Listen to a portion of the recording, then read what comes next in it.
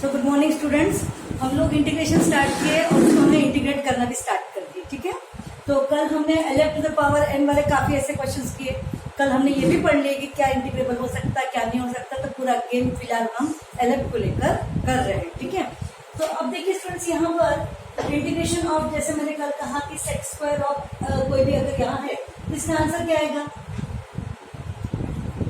क्या आएगा? Sex square of ये इसका इंटीग्रल tan, क्योंकि सेक्स स्क्वायर lf कल ही हमने देख लिए वो इंटीग्रेबल है, इसका आंसर आएगा tan of lf upon the derivative of that lf and then plus c। ऐसा हमने कर लिए, जो भी यहाँ पे x का कोएफिशिएंट है वही अपॉन में डेरिवेटिव आएगा, 2 पर चल जाएगा। ओके, अब इसी से हम लोग क्या करेंगे, tan स्क्वायर को भी इंटीग्रेबल कर सकते हैं। देखो कैसा, tan square of lf with respect to variable is equal to, हम जानते हैं कि tan square is equal to बन जाता है सेक्स स्क्वायर माइनस 1 बनता है। तो फिर tan स्क्वायर की जगह पर हम लिखेंगे सेक्स स्क्वायर lf माइनस 1 और ये रहा आपका रेफरेंस। और इस तरीके से अब ये सेक्स स्क्वायर lf का इंटीग्रल क्या आएगा, बोलो? सेक्स स्क्वायर lf का इंटीग्रल, हाँ, tan of lf upon the derivative of lf and उसके लिए प्लस c आएगा, माइनस 1 का इंटीग्रल क्या आएगा विद रिस्पेक्ट टू x में x and then overall plus c। Is it? यानी कि आज की डेट में हमने tan स्क्वायर lf को भी इंटीग्रेट कर दिया। पहले से सेक्स स्क्वायर इंटीग्रेट था, कोस स्क्वायर इंटीग्रेबल था, और अभी अभी हमने tan स्क्वायर किया।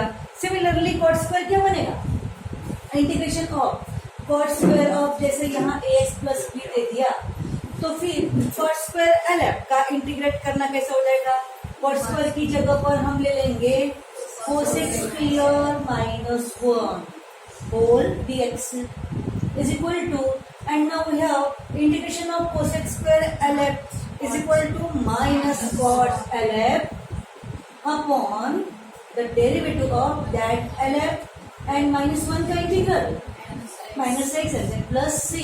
तो फिर जस्ट नाउ अभी हमने cot स्क्वायर को भी इंटीग्रेट कर दिया। सेक्स स्क्वायर इंटीग्रेबल,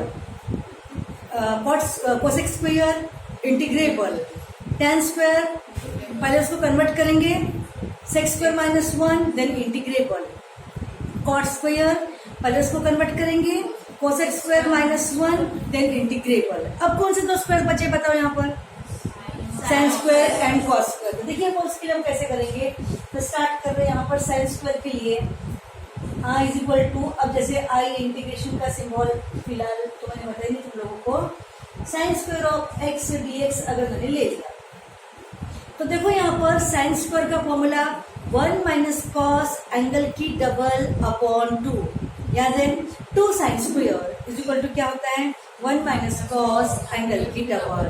तो फिर sine square is equal to क्या बनेगा 1 माइनस कॉस एंगल की डबल अपॉन 2। तो फिर साइन स्क्वायर इस lf की जगह पर हम लिखेंगे 1 माइनस कॉस एंगल की डबल अपॉन 2 और ये रहा आपका dx। Is it?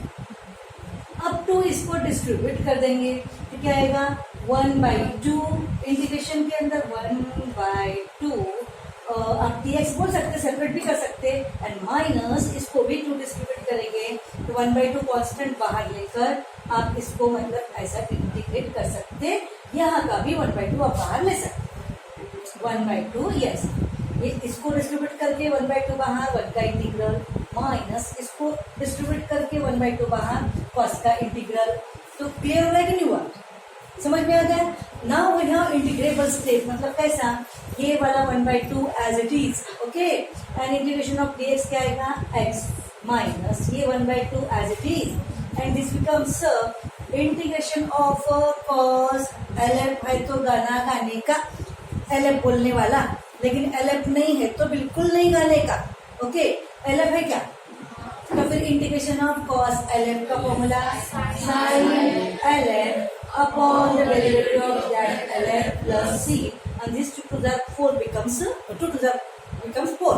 समझे? तो इस तरीके से अभी अभी हमने साइन स्क्वायर को भी इंटीग्रेबल कर दिया। अब बताओ कॉस स्क्वायर को कैसे कर सकते थे, 1 प्लस कॉस एंगल की डबल अपॉन 2 कर सकते कि नहीं? तो इसी प्रकार हम ले सकते हैं यहाँ पर कि इंटीग्रेशन ऑफ कॉस स्क्वायर आपकी मर्जी से LF की जगह पर कुछ भी एक आधा फंक्शन ले लो। अपनी मर्जी से हम ले लेते हैं, काम कर लेते हैं, उल्टा कर लेते हैं, b माइनस ax। एग्जाम में कैसा भी दिया तो हमारा फोकस क्या होना चाहिए, वेरिएबल की डिग्री 1 होगी तो LF, समझ में आ रहा, थ्रू आउट द फंक्शन के अंदर। तो ये LF हुआ कि नहीं हुआ ना, तो फिर cos स्क्वायर LF को पहले हम फॉर्मूला लगाएंगे 1 प्लस कॉस एंगल की डबल 1 प्लस कॉस एंगल की डबल अपॉन 2 dx। फॉर्मूला क्या है ये, cos square of angle is equal to 1 plus cos angle की डबल अपॉन 2। एक्चुअली हमारा लर्निंग कैसा होता है, 2 cos square is equal to 1 plus cos angle की डबल। तो यहाँ पर क्या करेंगे फिर, cos square is equal to 1 plus cos angle की डबल अपॉन 2।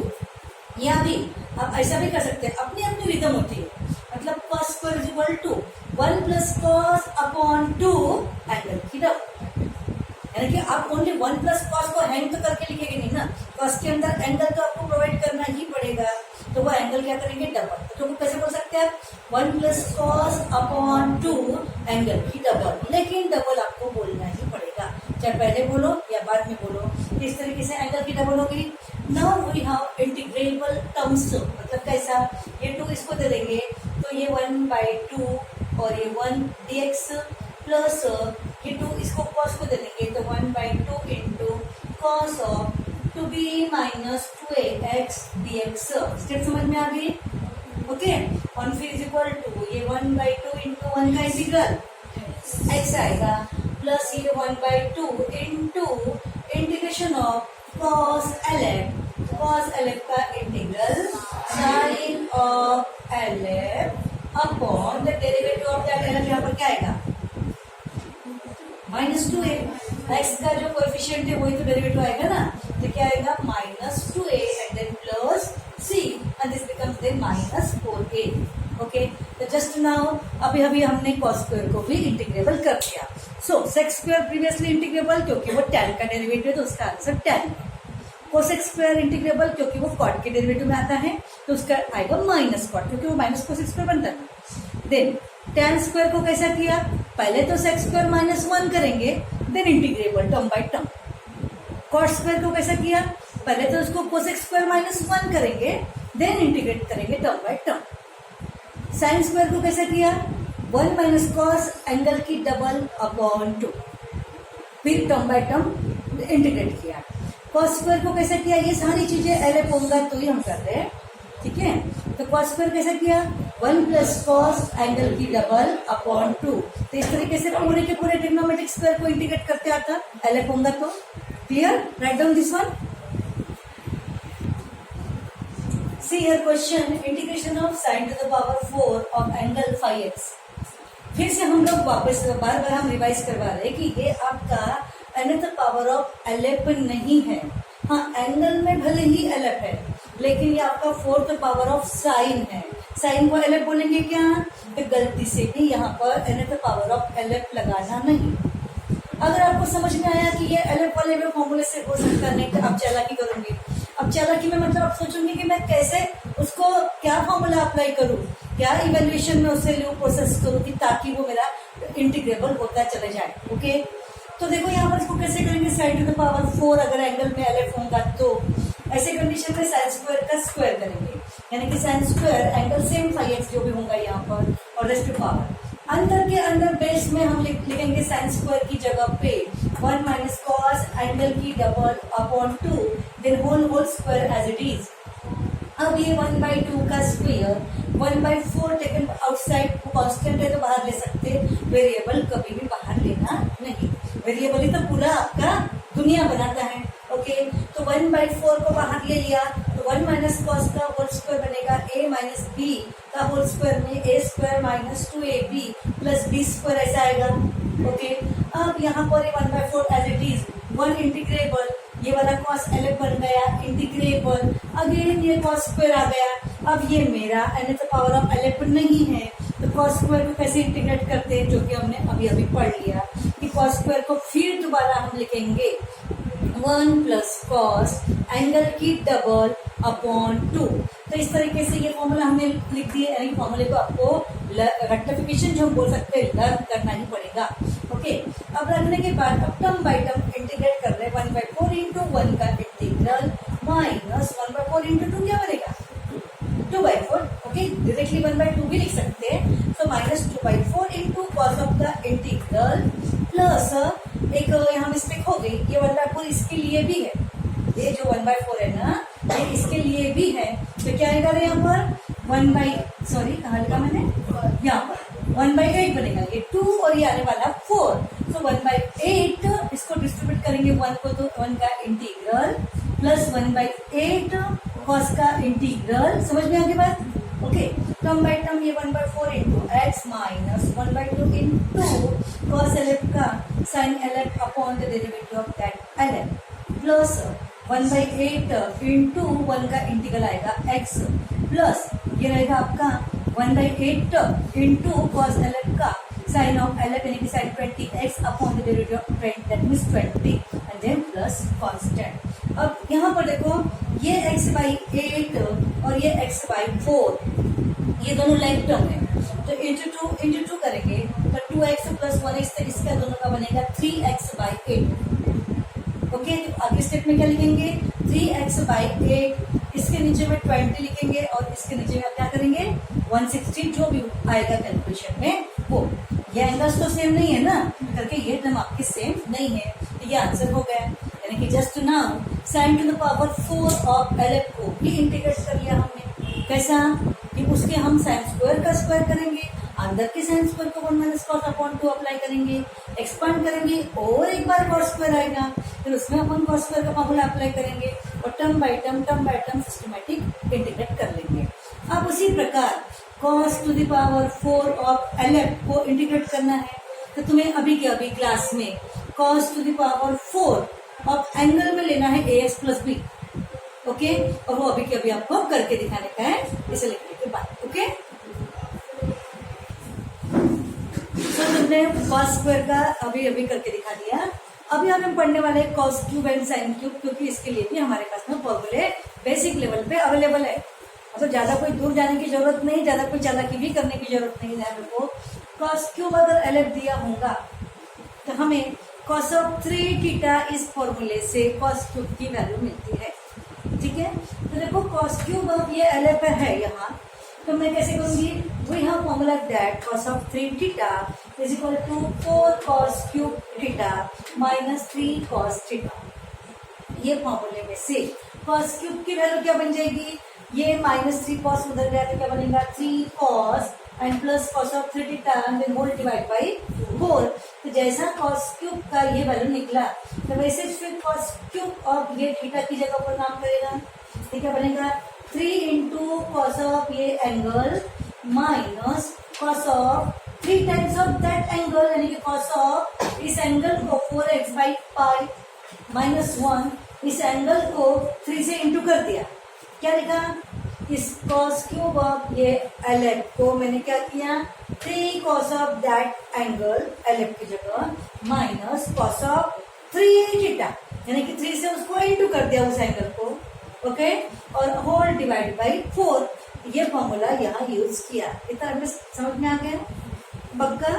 ओके, अब यहाँ very simple, this becomes cos LF, this again becomes cos LF, यानी कि 4 इसको डिस्ट्रीब्यूट करेंगे तो क्या बन जाएगा 3/4 integration of cos of this LF minus ये इसको देंगे तो 1/4 into integration of cos of ये वाला LF dx।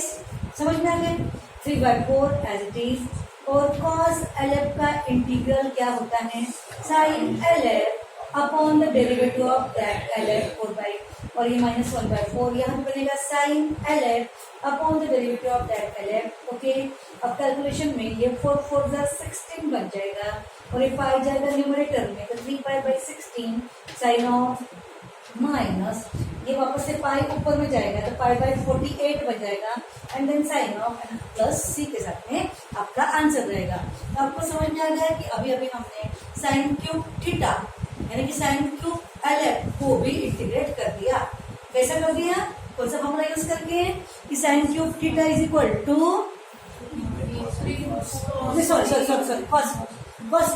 Cos cube theta is equal to 3 cos theta plus cos of 3 theta whole divide by 4, ऐसा लिखकर हम उसको इंटीग्रेट कर सकते हैं। तो ऐसा ही हम साइन क्यूब के लिए भी कर सकते हैं। तो अभी देखो साइन क्यूब के लिए भी कर रहे हैं। एक मिनट, यहाँ एक मिस्टेक हुई है, ये आपका प्लस है ना, तो यहाँ पर क्या आएगा plus plus plus and plus. एक सिले मिस्टेक यहाँ पर गलती से गाई गया, मैं मन में साइन क्यूब रहेगा और वहां पे माइनस लिखा गया, ओके, लेकिन हमारा चल रहा था कॉस क्यूब के लिए। अब हम पढ़ने वाले हैं साइन क्यूब के लिए, ठीक है। तो स्टूडेंट्स यहाँ पर साइन क्यूब अब मैंने एंगल में दिया हुआ है px प्लस क्यू, एलएफ दिया है एंगल में। अगर एलएफ नहीं दी होती तो मैं डायरेक्टली फॉर्मूला अप्लाई करके भी कुछ फिलहाल तो हासिल नहीं कर पाती थी, लेकिन एलएफ दिया है तो हम करेंगे sine 3 theta is equal to 3 sine theta minus 4 sine cube theta. अभी अभी हमने कॉस क्यूब का किया है ना, ओके। अब हम करने जा रहे हैं साइन क्यूब का। तो फिर यहाँ से साइन क्यूब की वैल्यू क्या आएगी, बरोबर है साइन क्यूब के माइनस वाला उधर लेके जाओ, 3 sine minus sine 3 theta whole divide by 4। Negative term उधर लेके जाओ, ये साइन 3 थीटा को इधर लेके आ जाओ एंड होल डिवाइड बाई 4 आ जाएगा। तो ये हम रखेंगे साइन क्यूब की जगह पर। तो फिर यहाँ पर sine cube of px plus q की जगह पर क्या आएगा, 3 into sine of px plus q minus sine of 3 into px sine of 3 theta ना, तो फिर 3 से इसको इंटू कर देंगे और होल डिवाइड बाई 4। ये फॉर्मूला है ना, 4 डिस्ट्रीब्यूट कर देंगे, 3/4 integration of sine of minus 1/4 integration of sine of. अब यहाँ से 3/4 as it is sine LF का integral minus cos LF upon the derivative of that LF minus as it is 1/4 again sine LF का integral minus cos LF upon the derivative of that LF 3p आएगा। और ये this become minus 3 cos of upon 4p, here this minus minus plus minus minus plus becomes cos of angle upon 12p। अब चाहो तो यहाँ से 1/4p को common निकाल सकते हैं और ये रहा आपका आंसर, ठीक है। तो हमने cos क्यूब को भी इंटीग्रेट कर दिखाया एलएफ के साथ में, साइन क्यूब की भी दिखाया, और सब में क्या कर रहे हैं, बेसिक ट्रिग्नोमेट्रिक फॉर्मूले को यूज कर रहे हैं, ठीक है। चलो राइट डाउन। हाँ स्टूडेंट्स, ध्यान रखो, यहाँ पे जैसे प्रैक्टिस चल रही है, इस प्रैक्टिस में तुमको खुद को बताना है कि ये क्या क्या होगा और बगल टाइम वेस्ट किए। स्टार्ट करते हैं जस्ट प्रैक्टिस में। Sine square of this angle दिया है, तो इसको कैसे इंटीग्रेट करेंगे, जल्दी बताओ। तो कि एक्चुअली 1 माइनस एंगल लिनियर नहीं है, यहाँ पर एंगल में लिनियर है क्या, तो फिलहाल तो नहीं कर सकते, आगे हम करेंगे कि आजू बाजू में और क्या होने से इसको हम इंटीग्रेबल बन जाएगा, ये आगे हम सोचेंगे। लेकिन फिलहाल तो यहाँ ये लिनियर फंक्शन नहीं है ना, साइन एलएफ होता तो साइन स्क्वायर को मैं वैसा करती, कैसा रे 1 माइनस कॉस एंगल की डबल अपॉन 2 करती, लेकिन ये साइन के एंगल में एलएफ है क्या, नहीं, तो फिलहाल तो ये इंटीग्रेबल नहीं है, हम गलत रहने लेंगे। फिर जब मैं तुमको पढ़ा दूंगी ना कि अरे ऐसा ऐसा रहा तो ऐसा हम करेंगे, तो बदल जाए। Clear. Now this one sec 2x tan 2x जो भी दिया है, इसका इंटीग्रल क्या है, हाँ sec LF into tan LF का इंटीग्रल आता है sec LF, क्या आंसर आएगा, sec LF upon the derivative of that LF, यानी कि sec 2x अपॉन 2 आएगा। प्रैक्टिस चल रही है, ठीक है। ये आपका cos 5x into cosec 5x into cot 3x दिया यहाँ पर, cosec LF है, cot LF है, इसका आंसर क्या आएगा, फर्स्ट माइनस कोसेक आएगा, नहीं आएगा, क्यों नहीं आएगा भाई, एंगल्स डिफरेंट है, समझे। सेम एंगल से क्या यहाँ पर हम वेराइटी में कैसे कैसे डाउटफुल हो जाते हैं, वो हम ऑल कंसेप्ट क्लियर कर रहे हैं। यहाँ पर एंगल्स डिफरेंट है तो यहाँ भी हो नहीं सकता, एंगल्स एलएफ होने के साथ साथ सेम भी तो होना चाहिए, और ये सेम है क्या, इसीलिए फिलहाल जस्ट नाउ ये तो इंटीग्रेबल नहीं हो सकता, तो ये भी इंटीग्रेबल नहीं, अभी फिलहाल इंटीग्रेट नहीं किए, इसको भी नहीं किया हमने। Okay, next one, integration of a के पावर में जो दिया है, बोलो फटाफट। फर्स्ट ए का पावर, देखिए यहाँ ये ए का पावर एलएफ नहीं है, तो ए का पावर अगर एलएफ होता तो फिर तो फिर ये भी आपका उसमें बैठेगा नहीं। अगर a का पावर lf होता तो फिर a की पावर lf का इंटीग्रल बनता e to the power lf upon log a upon the derivative of that lf बनता। लेकिन यहाँ तो ये x इंटू साइन एक्स है, एक तो ट्रिग्नोमेट्री है उसमें भी प्रोडक्ट यहाँ पर आया हुआ है, तो ये lf नहीं होने से फिलहाल ये भी आप इंटीग्रेट नहीं कर पाएंगे। अब फिलहाल मैं क्यों बोल रही कि आगे मैं बताऊंगी इसके आजू बाजू में क्या इंटू होने से, कौन से प्रोसेस करने से ऐसे टर्म्स को हम इंटीग्रेट करेंगे, बाद में देखेंगे। लेकिन फिलहाल जो हम पढ़ रहे जस्ट ना हो रहा है क्या, नहीं। Okay, next one see here, ये क्वेश्चन इंटीग्रेशन ऑफ a का पावर x इंटू 2 का पावर x अपॉन e का पावर x, बोलो होगा। हम लोग छोटी क्लास को जो बोलते हैं ना प्रेफरेंस में बोलते हैं या उसको एक इम्पोर्टेंस में नहीं लेते। हालांकि छोटी 6th स्टैंडर्ड इतना इम्पोर्टेंट क्लास है। 6, 9 इंडाइसेस चैप्टर जिस स्टैंडर्ड से चालू हो रहा उस चैप्टर से indices very very important. Okay, यहाँ अगर पावर सेम होगा मल्टीप्लिकेशन और डिवीजन में पावर सेम होगा तो सारे टर्म्स को बेसिस को एक ही घर में लेकर पावर को कॉमन लिखा जा सकता है। सारे बेसिस को एक ही घर में मतलब एक ही बेस बना के इंटू डिवाइड करके पावर को कंबाइन लिखा जा सकता है, पावर सेम होंगे तो।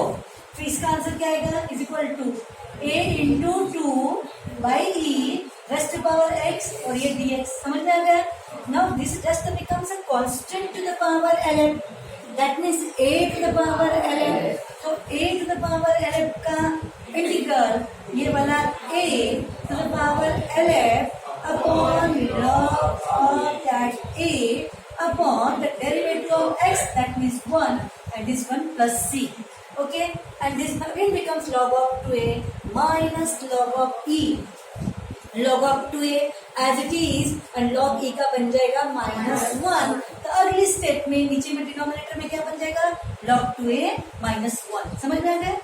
Now this one integration of 3/2 raised to power x/2 into 4 to the power x, क्या दिखाई देगा यहाँ, क्या नहीं है।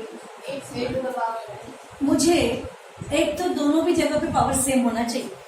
यहाँ पर x/2 है और यहाँ x है, पावर सेम है क्या, और लेकिन हम इजीली कर सकते हैं इंडाइसेस में, या तो इसे x/2 बना लेते हैं या फिर इसे x बना लेते हैं।